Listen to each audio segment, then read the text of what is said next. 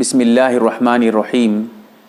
اگر کسی کی کوئی رکعت چھوٹ گئی ہو، جیسے ہم مسجد میں پہنچتے ہیں، دیکھتے ہیں کہ امام صاحب جو ہے ایک رکعت پڑھ چکے ہیں، دو رکعت پڑھ چکے ہیں، تو اب کیا کریں گے؟ ہم کس طرح کیا کرنا ہے ہم کو پھر آگے چل کے جب ہم اپنی نماز مکمل کریں گے؟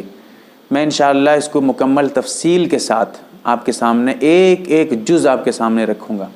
یہ مسئلہ اس طرح آپ کا حل ہو جائے گا کہ آپ کو اب اس مسئلے میں کسی طرح کی کوئی پریشانی نہیں ہوگی۔ مسئلہ ذرا مکمل بتاؤں گا، اس لیے وقت لگے گا، ذرا غور و فکر سے سمجھنے کی کوشش کریں۔ سب سے پہلی بات، مغرب کی نماز میں اگر آپ کی کوئی رکعت چھوٹ جائے تو اس کا مسئلہ ذرا سے الگ ہے، اس کو ابھی آگے بتاؤں گا آپ کو۔ مغرب کی نماز کے علاوہ کسی بھی نماز میں اگر آپ کی کوئی رکعت چھوٹ جاتی ہے، جب آپ اس کو اپنی نماز کو بعد میں امام صاحب کے سلام پھیرنے کے بعد مکمل کریں گے تو اس وقت جو ہے آپ جو کھڑے ہو کے اپنی نماز پڑھیں گے، اس وقت جو قرات کریں گے، قرآن کی تلاوت کریں گے، قرآن پڑھیں گے، ہر جتنی بھی رکعت چھوٹی ہو، ہر ایک کی پہلی دو رکعت میں آپ سورہ فاتحہ بھی پڑھیں گے اور سورہ بھی ملائیں گے۔ اس کے بعد جتنی رکعت ہوگی آپ اس میں صرف اور صرف سورہ فاتحہ پڑھیں گے۔ اب ذرا سمجھیں، میں بالکل واضح کر دوں گا، کسی طرح کا کوئی اشکال باقی نہیں رہے گا انشاءاللہ۔ اب ذرا غور و فکر کریں۔ مثال کے طور پہ آپ کی دو رکعت چھوٹ گئی ہے، اب امام صاحب کے سلام پھیرنے کے بعد آپ دو رکعت مکمل کریں گے، دو رکعت پڑھیں گے۔ وہ جو دو رکعت پڑھیں گے آپ ان دو رکعتوں میں سورہ فاتحہ بھی پڑھیں گے اور سورہ بھی ملائیں گے، ٹھیک ہے؟ اسی طرح اگر آپ کی تین رکعت چھوٹ گئی ہے تو پہلی دو رکعت میں سورہ فاتحہ ملائیں گے، سورہ بھی ملائیں گے، سورہ فاتحہ بھی پڑھیں گے، اور آخر کی جو ایک رکعت ہوگی آپ اس میں صرف سورہ فاتحہ پڑھیں گے۔ اگر آپ کی چار رکعت چھوٹ گئی ہے تو آپ اس میں پہلی دو رکعت میں، جو پہلی دو رکعت امام صاحب کی، کیونکہ چار رکعت مکمل چھوٹ گئی ہے آپ کی، اب پہلی دو رکعت میں جو ہے آپ سورہ فاتحہ بھی پڑھیں گے اور سورہ بھی ملائیں گے، پھر آخر کی جو دو رکعت ہوگی اس میں آپ صرف اور صرف سورہ فاتحہ پڑھیں گے۔ ایک رکعت اگر چھوٹی ہو تو اس میں آپ سورہ فاتحہ بھی ملائیں گے، پڑھیں گے اور سورہ بھی ملائیں گے۔ یہ تو قرات کے بارے میں۔ یہاں پر ایک مسئلہ آپ کو بتا دوں کہ جب آپ اپنی نماز مکمل کرنے کے لیے کھڑے ہوں گے امام صاحب کے سلام پھیرنے کے بعد، چاہے آپ کی ایک رکعت چھوٹی ہو یا دو رکعت چھوٹی ہو یا چار رکعت مکمل چھوٹ گئی ہو، جتنی بھی رکعت چھوٹی ہو، جب آپ مکمل کرنے کے لیے کھڑے ہوں گے اس وقت آپ سب سے پہلے ثنا پڑھیں گے، پھر اس کے بعد جو ہے ثنا پڑھنے کے بعد آپ اپنی نماز جس طرح پڑھتے ہیں اس طرح پڑھنا شروع کر دیں گے۔ یہاں پر یہ تو قرات کے بارے میں تھا۔ اب جو قاعدہ کے بارے میں، بیٹھنے کے بارے میں، تشہد یعنی اتحیات وغیرہ پڑھنے کے بارے میں، کس رکعت میں بیٹھیں گے، کس میں کھڑے ہو جائیں گے، اس کو ذرا سمجھیں۔ اور یہ جو ابھی جو میں نے مسئلہ بتایا ہے قرات کے بارے میں، یہ ہر نماز کے، چاہے فجر کی نماز ہو، ظہر کی نماز، مغرب، عشاء، سب نماز کو یہ شامل ہے، جتنے بھی فرائض نمازیں میں امام کے پیچھے آپ پڑھتے ہیں۔ اب فرض نماز جو آپ بعد میں جو بیٹھ کے آپ جو پڑھیں گے اس میں جو بیٹھنے کی بات ہے، یہ تو قرات کے مسئلے میں سب برابر ہیں، لیکن بیٹھنے کے مسئلے میں مغرب کی نماز میں ذرا سے تفصیل ہے، اس کو میں بتاؤں گا آگے۔ ابھی مغرب کے علاوہ جو ہیں ان کے بارے میں بتا رہا ہوں۔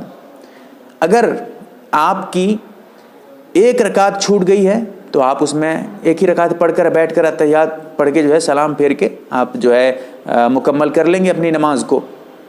اگر دو رکعت چھوٹی ہے مغرب کے علاوہ دوسری نمازوں میں، آپ کی دو رکعت اگر چھوٹ گئی ہے تو آپ پہلی رکعت میں سیدھے کھڑے ہو جائیں گے، سجدہ کرنے کے بعد اپنی نماز جب مکمل کریں گے اس وقت سجدہ کرنے کے بعد سیدھے کھڑے ہو جائیں گے، پھر اس کے بعد دوسری رکعت میں بیٹھ کر اتحیات اور درود شریف وغیرہ دعا وغیرہ پڑھ کر سلام پھیر دیں گے۔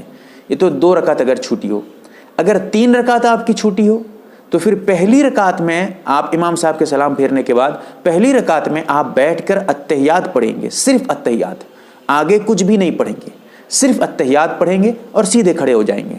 پھر اس کے بعد جو ہے اتحیات پڑھنے کے بعد سیدھے کھڑے ہو جائیں گے، ایک رکعت ابھی آپ کی ہو گئی اور بھی دو رکعت ہے یہ ابھی، تو اب جو ہے اس کے بعد پھر آپ سجدہ وغیرہ کریں گے، دوسری رکعت کو جائیں گے، سجدہ کریں گے، اور یہاں پر جو ہے آپ سیدھے کھڑے ہو جائیں گے۔ پہلی رکعت میں اتحیات پڑھ کے کھڑے ہوئے تھے، اس میں اب سیدھے کھڑے ہو جائیں گے۔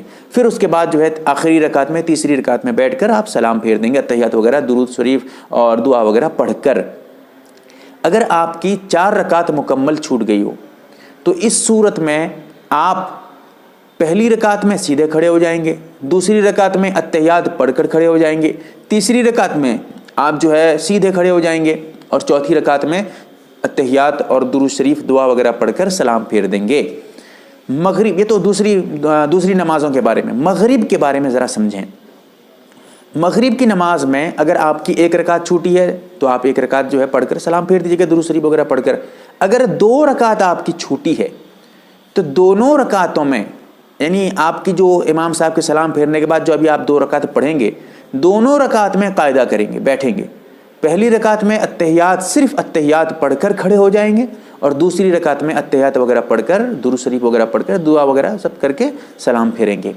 یہاں پر کچھ حضرات یہ کرتے ہیں کہ اتحیات تو جب مغرب کی نماز میں 2 رکعت چھوٹ جاتی ہے، وہ ایسا کرتے ہیں کہ پہلی رکعت میں کھڑے ہو جاتے ہیں، دوسری رکعت میں بیٹھ کر سلام پھیر دیتے ہیں۔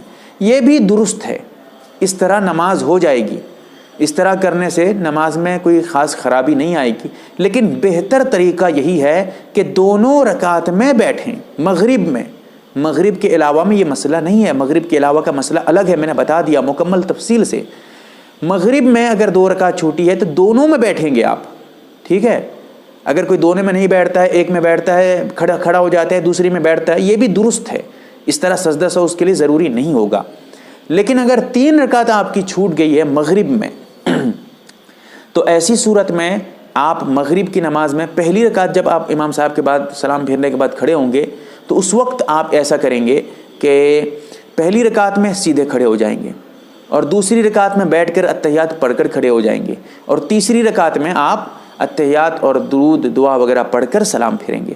یہ میں نے مکمل تفصیل بتا دیا ہے آپ کے سامنے، ہر طرح کے مسائل جو امام صاحب کے ساتھ اگر آپ کی کچھ رکعت رہ گئی ہو، آپ نہ پڑھ پائے ہوں، اس بارے میں ہے، مکمل تفصیل ہے۔ اللہ تعالیٰ سے دعا کریں اللہ تعالیٰ صحیح سمجھ عطا فرمائے۔ اگر آپ مسئلہ دیکھنا چاہیں اس کے بارے میں تو فقہ کی کتابوں میں تفصیلات کے ساتھ لکھے ہیں، فتاوی محمودیہ میں دیکھیں، فتاوی قاسمیہ میں وغیرہ وغیرہ، فتاوی دارالعلوم، سب میں مسئلہ موجود ہے۔ اللہ سے دعا فرمائیں اللہ تعالیٰ ہم تمام کو صحیح سمجھ عطا فرمائے، آمین یا رب العالمین۔ MARB دینی معلومات چینل کو سبسکرائب کریں اور گھنٹی والے نشان کو ضرور دبائیں تاکہ ہماری ہر نئی ویڈیو آپ تک پہنچتی رہے۔ ویڈیو کو لائک اور شیئر ضرور کریں، اور ہماری ہر ویڈیو آپ اپنے چینل میں ڈال سکتے ہیں۔ نیز ہمارے ساتھ واٹس ایپ پر جڑنے کے لیے آپ اپنا نام اور مکمل ایڈریس کے ساتھ ایڈ لکھ کر میرے واٹس ایپ نمبر 8908939343 کو میسج کریں۔